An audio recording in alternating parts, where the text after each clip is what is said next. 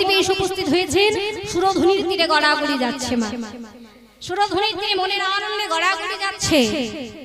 ঠিক এমন সময় ওই সুরধুনিতে স্নান করতে এসেছেন প্রভাতকালে অন্যান্য দিনের মতো আজ স্নান করতে এসেছেন নন্দনাচার্য প্রভু স্নান করে যখন তিনি ফিরে যাচ্ছেন গৃহে ঠিক এমন সময় সাক্ষাৎ হলো নিত্যানন্দ প্রভুর সঙ্গে দূর থেকে দেখলেন ওই তো একজন সন্ন্যাসী ঠাকুর ওনাকে জিজ্ঞাসা করলে আমি আমার প্রাণের ভাই নিশ্চয়ই আমার প্রাণের ভাই কানের সন্ধান পেয়ে যাব তাই মায়েরা বিলম্ব আর না করে ছুটতে গিয়ে সেই নন্দনাচার্য প্রভুকে জিজ্ঞাসা করতে লাগলেন ও ঠাকুর বলি ও ঠাকুর ছুটতে এসে সেই নন্দনাচার্য প্রভুকে বলতে লাগলেন ও ঠাকুর বলতে পারো এখানে